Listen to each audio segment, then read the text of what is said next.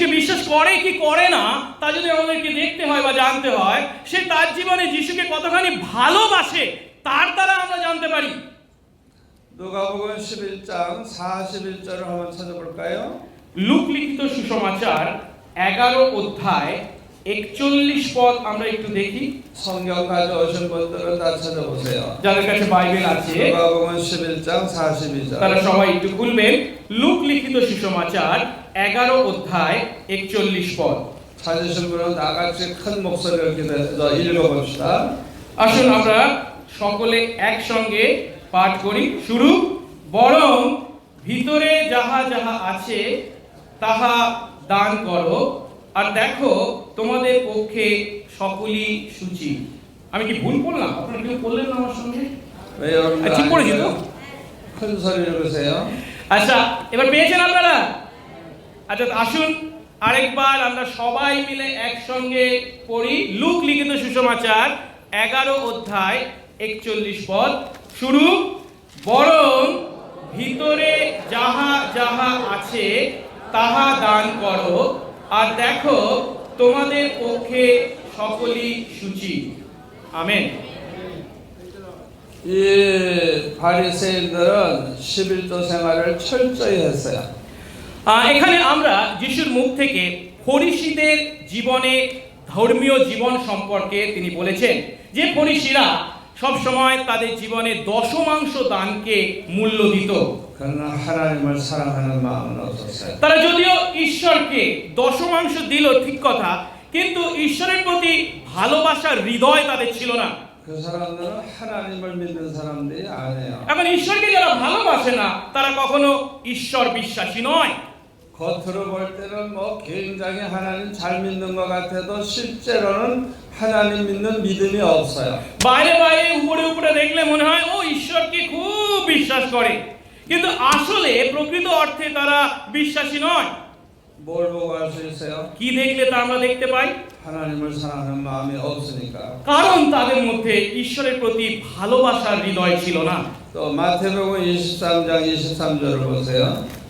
মথি লিখিত সুসমাচার আমরা 23장 23절 마태복음 23 অধ্যায় 23 পদ দেখি। মথি 같은 구절입니다. সুসমাচার 23절 23 অধ্যায় 23 পদ। 다 같이 আপনারা পেয়েছেন? আসুন আমরা সবাই মিলে একসঙ্গে পাঠ করি। শুরু। হা অধ্যাপক ও ফরিসীগণ, কপটীরা, ধিক তোমাদিগকে, কারণ তোমরা পদিনা, মৌরি ও জিরার দশমাংশ দিয়া থাকো, আর ব্যবস্থার মধ্যে গুরুতর বিষয় ন্যায় বিচার, দয়া ও বিশ্বাস পরিত্যাগ করিয়াছ। কিন্তু এ সকল পালন করা এবং ওই সকল পরিত্যাগ না করা তোমাদের উচিত ছিল। আমেন।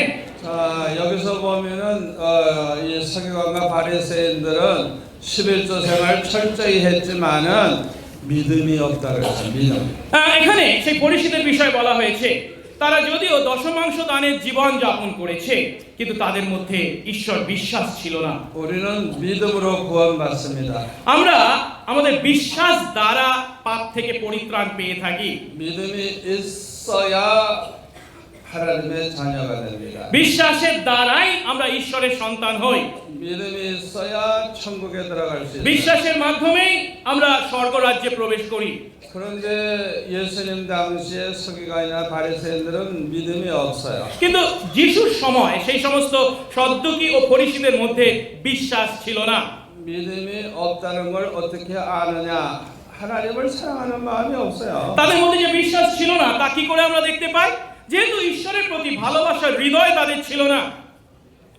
우리의 믿음이 얼마나 크냐 알려고 하면 하나님 사랑하는 마음이 얼마나 크냐 그거 보면 알아요. আমাদের বিশ্বাস কত বড় তা যদি আমাদেরকে দেখতে হয়, তাহলে আমরা ঈশ্বরকে কতখানি ভালোবাসি তা আমাদের দেখতে হবে। 예수님을 믿는 믿음이 얼마나 크냐 알려고 하면 예수님을 얼마나 사랑하느냐 그거 보면 알아요. যিশুর প্রতি বিশ্বাস আমাদের কতখানি বড় তা জানতে হলে যিশুকে আমরা কতখানি ভালোবাসি তা প্রথমে আমাদের দেখতে হবে। 믿음을 가진 사람들은 그 사람의 믿음만큼 하나님을 사랑합니다. আর বিশ্বাসী আমরা আমাদের বিশ্বাস অনুসারেই ঈশ্বরকে ভালোবেসে থাকি।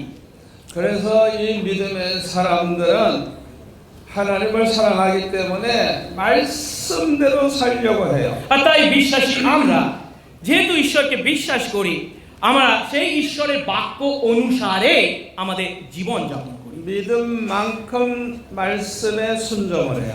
আমাদের বিশ্বাসের পরিমাণ অনুসারে আমরা আমাদের বিশ্বাস জীবন যাপন করি।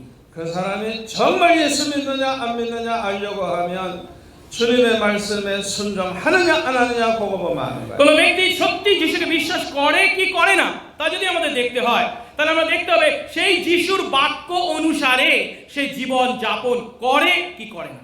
내 믿음의 증거가 순종으로 나타나는 거예요. অর্থাৎ আমার হৃদয়ে যে ঈশ্বর বিশ্বাস আছে তা আমার জীবনে ঈশ্বরের বাক্যের প্রতি বাধ্যতার মাধ্যমে প্রকাশ পায়। 요한복음 3장 36절을 다 찾아보세요. আসলে আমরা যোহন লিখিত সুসমাচার 3 অধ্যায় দেখি। 요한복음 3장 36절. যোহন 3 অধ্যায় 36 পদ।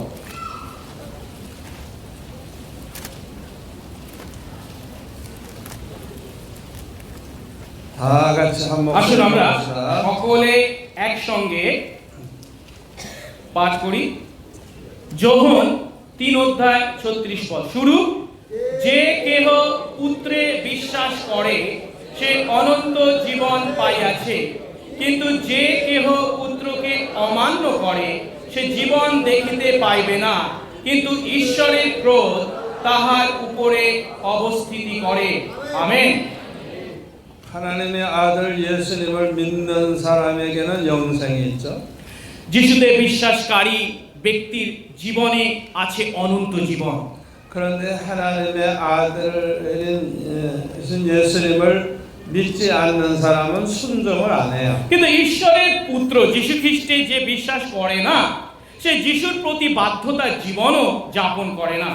그 사람이 정말 예수 믿는 사람이냐 아니냐 알려고 하면 우리 예수님에게 순종하느냐 안 하느냐 그거 보면 알아요. আর তাই কোনো ব্যক্তি ঈশ্বরে বিশ্বাস করে কি করে না তা দেখার উপায় হচ্ছে সে যিশুর বাক্যের প্রতি বাধ্যতার জীবন যাপন করে কি করে না। 그래서 순종하지 않은 사람에게는 영생이 거하지 아니하고 하나님의 진노가 그 위에 머물러 있다. আর তাই প্রভুর বাক্য এখানে আমাদেরকে বলছে যে ঈশ্বর যিশু খ্রিস্টের বাক্যের প্রতি বাধ্যতার জীবন যাপন যে করে না সে জীবন পায়নি, পরিবর্তে তার জীবনে ঈশ্বরের ক্রোধ অবস্থিতি করে। 아주 믿음이 좋은 사람들은 자원해서 기쁨으로 하나님 말씀대로 살려고 해요. আর তাই আমরা যারা সত্যি ঈশ্বরে বিশ্বাস করি আমরা আনন্দ সহকারে স্বাধীনভাবে ঈশ্বরের বাক্যের প্রতি বাধ্যতার জীবন যাপন করি। 그리고 믿음이 좋은 사람들은 하나님의 말씀을 사랑해요.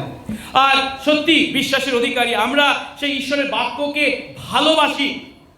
또 하나님의 말씀대로 사는 것이 너무 기쁘고 좋아요. এবং ঈশ্বরের বাক্য অনুসারে জীবন যাপন করাটাই আমাদের কাছে আনন্দের বিষয়, সুখের বিষয়।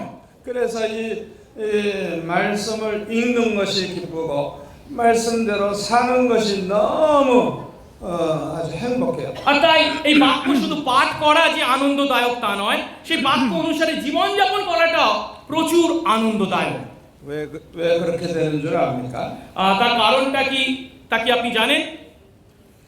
우리가 하나님의 말씀대로 살 때 하나님의 사랑을 막 체험하게 되기 때문에 그래요. কারণ আমরা যখন ঈশ্বরের বাক্য অনুসারে জীবন যাপন করি তখন আমরা আমাদের জীবনে ঈশ্বরের ভালোবাসার অভিজ্ঞতা উপলব্ধি লাভ করি। 우리가 사랑받을 때 행복하죠. যখন কেউ আমাকে ভালোবাসে তখন খুব ভালো লাগে, তাই না? 하나님의 사랑, 예수님의 사랑을 받아보세요. 얼마나 좋고 얼마나 আপনি 행복해요. একবার ঈশ্বরের ভালোবাসা, যিশুর ভালোবাসা আপনার জীবনে উপভোগ করে দেখুন, তা কত আনন্দদায়ক। 자, 성경을 찾아봅시다. 요한복음 14장 21절. আসুন আমরা যোহন 14 অধ্যায় 21 পদটি দেখি। 다 찾으세요. সবাই আমরা খুঁজে বের করি তো। যোহন লিখিত সুসমাচার 14 অধ্যায় 21 পদ। যদি পেয়ে থাকি আসুন আমরা 14장 21절 14 অধ্যায় 21 পদ সবাই মিলে একসঙ্গে পাঠ করি। শুরু। যে ব্যক্তি আমার আজ্ঞা সকল প্রাপ্ত হইয়া সে সকল পালন করে সেই আমাকে প্রেম করে, আর যে আমাকে প্রেম করে আমার পিতা তাহাকে প্রেম করিবেন, এবং আমিও তাহাকে প্রেম করিব আর আপনাকে তাহার কাছে প্রকাশ করিব। আমেন। 주님의 계명을 지키는 자라야 주님을 사랑하는 사람이라는 거예요. একেবারে স্পষ্ট ভাষায় বলা হয়েছে যে ব্যক্তি প্রভুর আজ্ঞা সকল পালন করে সেই প্রভুকে প্রেম করে। 주님을 사랑하는 사람은 하나님 아버지께로부터 사랑을 받고 আবার যে প্রভুকে প্রেম করে সে পিতা ঈশ্বরের কাছ থেকে ভালোবাসা পায়, 예수님도 그를 사랑하신대요. এবং ঈশ্বর যীশু খ্রিস্টও তাকে ভালোবাসেন। যীশু নিজে বলছেন। 그런데 예수님이 그를 얼마나 사랑하는지 그걸 나타내 보여주시겠다는 거예요. কেবল তাই নয়, যীশু যে তাকে কতখানি ভালোবাসেন তা তিনি প্রকাশ করতে চলেছেন এমন কথা বলছেন।